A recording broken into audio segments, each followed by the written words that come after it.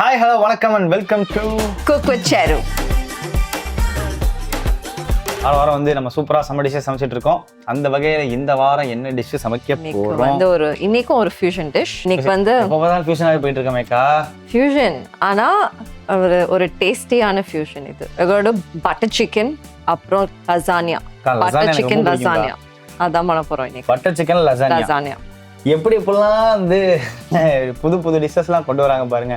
ஆக்சுவலாக எனக்கு butter chicken சும்மாவே ரொம்ப பிடிக்கும். எப்படின்னா வந்து பட்டர் சிக்கன் வந்து நார்மலாக வந்து கடைக்கு போனால் பன்னீர் பட்டர் மசாலாவும் நானும் வாங்கி சாப்பிடுவோம். அது மாதிரி பட்டர் சிக்கனும் நானும் வாங்கி சாப்பிட்டு எனக்கு அந்த காம்பினேஷன் ரொம்ப பிடிக்கும். ஸோ இன்னைக்கு வந்து அது லசானியால எப்படி இருக்க போகுதுன்னு சொல்லி நம்ம ட்ரை பண்ணி பார்ப்போம். பேசிக்காவே இந்த காம்போ எல்லாத்துக்குமே பிடிக்கும்னு நினைக்கிறேன். பட்டர் சிக்கனும் நானும் பாஸ்தா பிடிச்சவங்களா கமெண்ட் பண்ணுங்க. எஸ் ஆரம்பிச்சிடலாமா?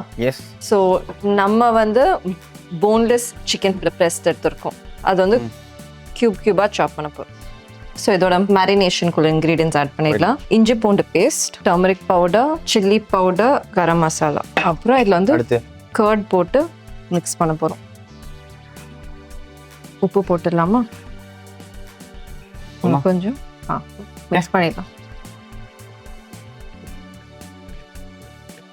ஓகே, இப்போ இதை வந்து ஒரு ஹாஃப் அன் ஹவர் விட்டுடலாம், மேரினேட் ஆகட்டும். ஓகே, மேரினேட் ஆகிற டைமில் நம்மளோட ஆனியன்ஸ் சாப் பண்ணுறது அதெல்லாம் மற்றவருக்குலாம் பார்த்துடலாமா? இப்போ நம்மளோட அனியன்ஸை ஸ்லைஸ் பண்ணிக்கலாம்.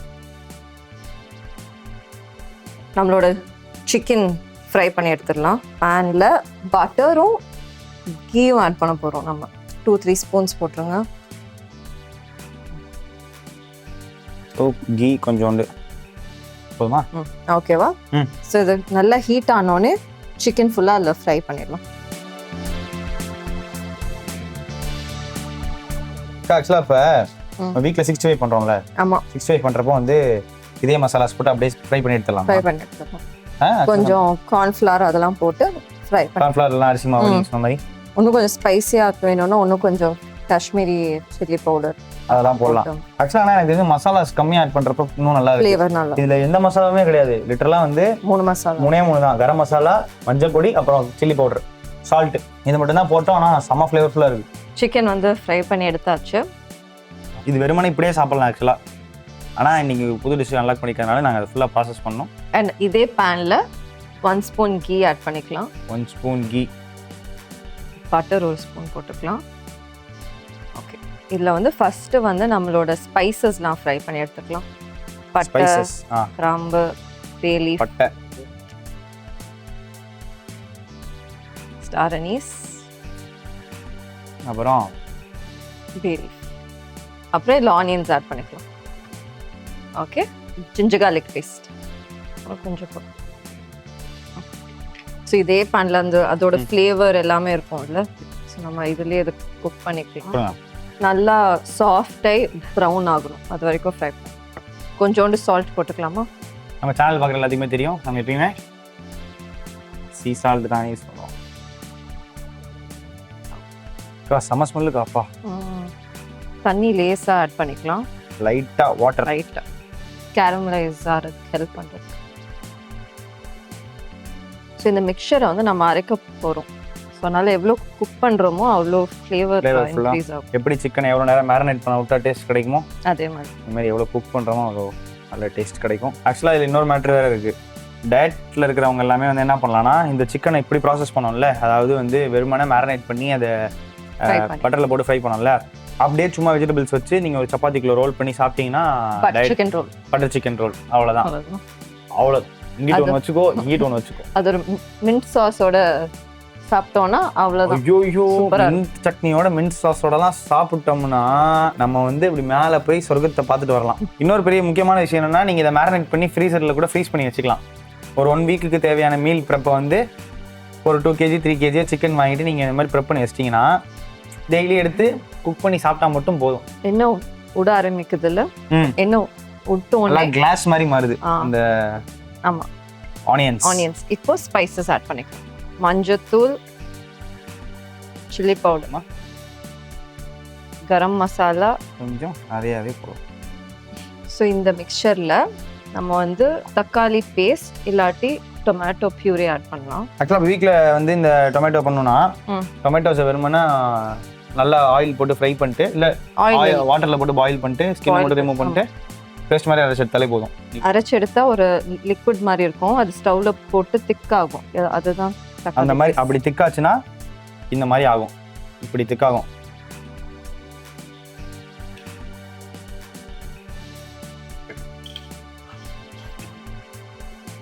தண்ணி கொஞ்சம் போட்டுக்கலாம்.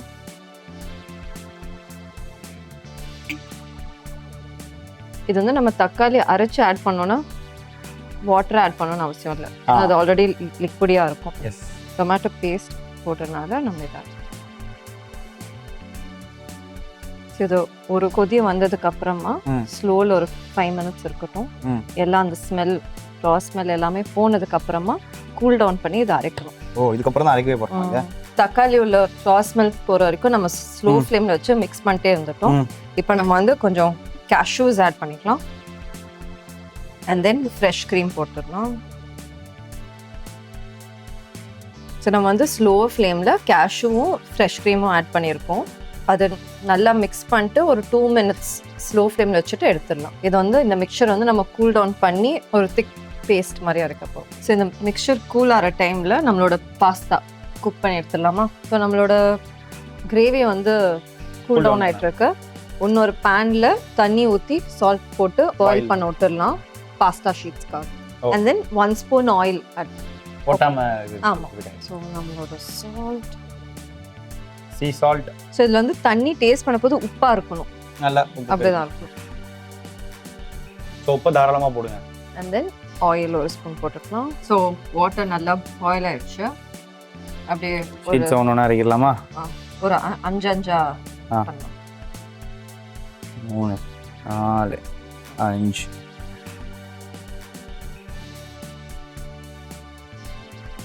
ஓகே. ஸோ நம்ம வந்து ஒரு பவுலில் ஐஸ் க்யூப்ஸ் அண்ட் வாட்டர் வச்சுருக்கோம்.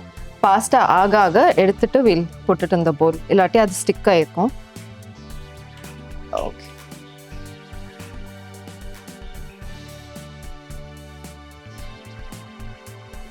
அண்ட் பாஸ்தா எப்படி குக் ஆயிடுச்சு அப்படின்னு பார்க்கலாம்னா, when you cut into it, it will be like soft but firm. அது பேர் வந்து அல்டான்டே அப்படின்வாங்க. அல்டான்டியா? ஆண்டி இல்ல, அல்டான்டே. அலான்டே. அல்டான்டே. அல்டான்டேவா? ஆண்டி பார்த்துட்டே விட்டேன், சாரிக்கா. ஸோ நம்ம அரைச்சி எடுத்தாச்சு. நம்மளோட பாஸ்தா இருக்கு, சிக்கன் இருக்கு. ஓகே, இப்போ அசம்பிள் பண்ணிடலாம். அசம்பிள் பண்ணுறதுக்கு முன்னாடி பட்டரும் சிக்கன், அந்த மிக்சரும் சிக்கனையும் மிக்ஸ் பண்ண போகிறோம். பட்டர் ஒரு ஸ்பூன் ஆட் பண்ணிக்கலாம். ஸோ இதில் நம்மளோட அரைச்சி வச்ச மிக்சர் போட்டுக்கலாம். பட்டர் சிக்கன்ற பேருக்கு ஏற்ற மாதிரி பட்டர் ஆல்மோஸ்ட் ஒரு ஸ்லாப் போட்டு நல்லா தாராளமாக பட்டர் போட்டு சொன்னீங்க, நல்லா ஃப்ளேவர்ஃபுல்லாக இருக்கும். அதே மாதிரி டயட் பாய்ஸ்க்கும் சொல்கிறேன், பட்டர் வந்து ஒரு குட் ஃபேட் தான், பிரச்சனை இல்லை. ஆனால் டெய்லி சாப்பிடக்கூடாது, டெய்லி கொஞ்சம் எப்போயாவது நெய்யாவது நாள் ட்ரை பண்ணலாம், அவ்வளோதான். சுற்றி பாயில் ஆக ஆரம்பிக்க போது சிக்கன் போட்டுக்கலாம்.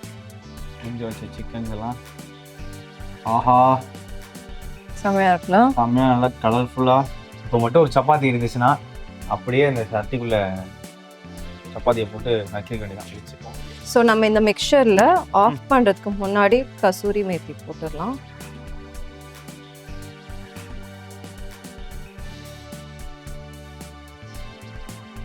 கொஞ்சம் கிரேவி கன்சிஸ்டன்சிலேயே இருக்கணும், ஏன்னா நம்ம லேயர் பண்ணி அவனில் போட்டு எடுக்கிறப்போ திக்காகும். ஓகேவா? அசம்பிள் பண்ணலாமா? ஓகே. நம்ம அசம்பிள் பண்ணுறதுக்கு முன்னாடி அவனை ப்ரீ ஹீட் பண்ணிடலாம், ஒரு 180 degrees. Okay, super.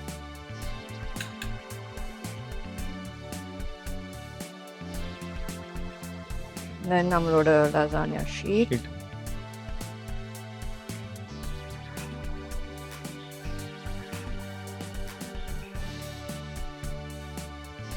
போடுங்க.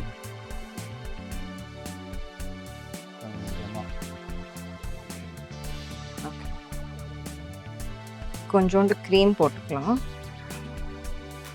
and then கொஞ்சோண்டு cheese, pizza cheese, mozzarella cheese, and then the same thing again.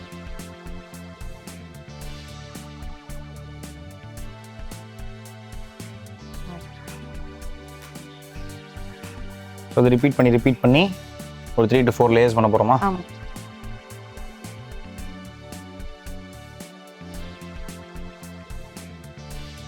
So top layer வந்து பாஸ்தா இருக்காது, நம்மளோட ஃபில்லிங் தான் டாப் லேயரில் இருக்கும். ஸோ கொஞ்சம் எக்ஸஸாகவே நிறையவே போட்டுக்கலாம். போட்டாச்சு. இதில் இருக்கிற செடிக்க போகிறோம் ஃபுல்லாக. நம்ம ஆல்மோஸ்ட் ஒரு 200 grams ஆஃப் சீஸ் ஆட் பண்ணியிருக்கோம். ஸோ இது வந்து ஒரு அவன் நம்ம 180 டிகிரி ப்ரீ ஹீட் பண்ண அவனில் ஒரு 5 to 10 minutesக்குள்ள இந்த ப்ராசஸ் வந்து சீஸ் மெல்ட் ஆகி கொஞ்சம் நல்லா கேரமலைஸ் ஆகி ப்ரௌன் ஆகிறதுக்கு மட்டும்தான். ஓகேவா? ஆஹா. So fastly topping. உங்களுக்கு அந்த சவுண்டு கேட்கும்னு நினைக்கிறேன்.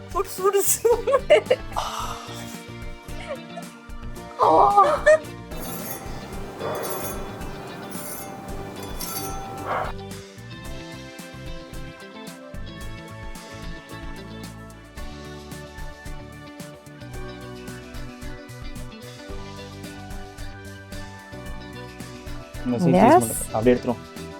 Yes, nice. ஆஹா.